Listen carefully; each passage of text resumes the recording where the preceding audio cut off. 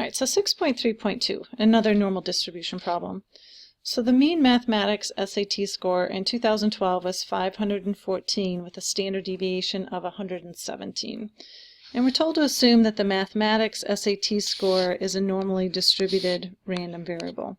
So once again, we're asked to state the individual, the variable, type of variable, and the random variable, and then to list the givens from the problem with the correct symbols. So in this case, an individual is going to be a randomly selected person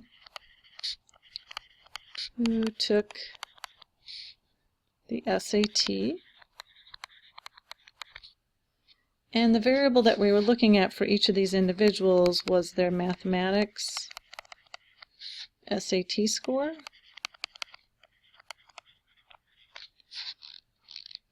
And so that is usually based on the number of questions you got correct. So I'm just going to put that in here. So based on number of correct answers. So this is going to be a quantitative discrete random variable.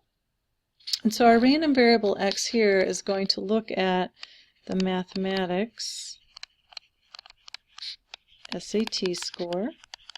So there's our measurement there that we're looking at of a randomly selected person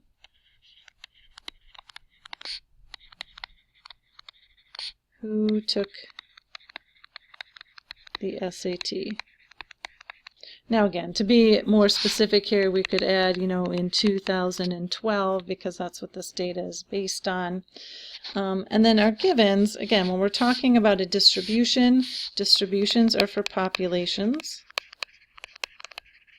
And so we're looking at our symbols here, mu or mu sub x was given to be 514, and sigma, or sigma sub x, was given to be 117. Okay, so although we have a quantitative discrete random variable here, we're going to find out that for a lot of just quantitative random variables that we do use continuous distributions as close approximations for those probabilities.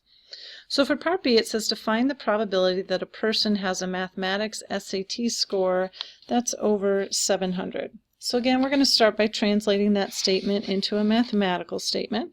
We want a probability, so P parentheses, and the math SAT score is our random variable x, and we want that to be over 700, so to the right of 700 on the number line.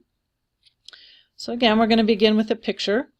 So again, our normal curve here is centered at 514, so there's our mean. And we want to the right of 700.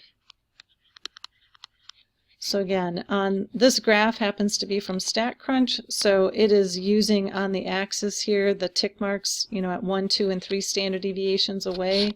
Okay, when you're asked to make these sketches in homework, you don't need those. You can just put in your 514 and a representative, 700 to the right of that, and in this case, shade the left tail. So this is our quick sketch as we make them in our homework.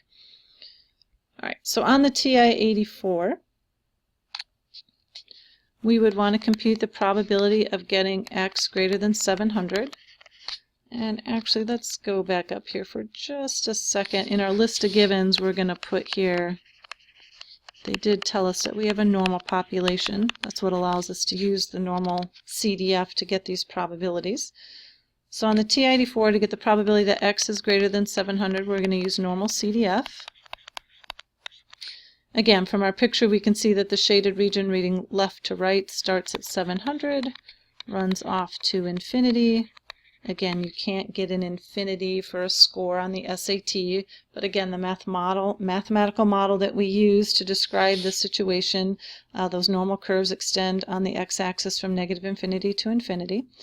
And then our mean that they gave us was 514. And the standard deviation was 117. Okay, so on the calculator, if we input that information, again, if we were to input that information into StatCrunch, we would get 0.0559461. Okay, so this comes out to be about 0.0559, or about 5.59%. So again, if we were to interpret this, okay, there is about a 5.6% chance that a randomly selected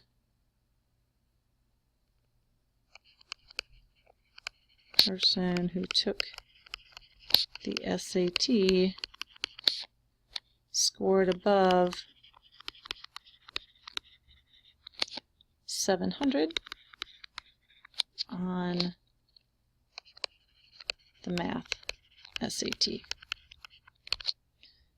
Okay, so that is above 5%, so this is not unusual.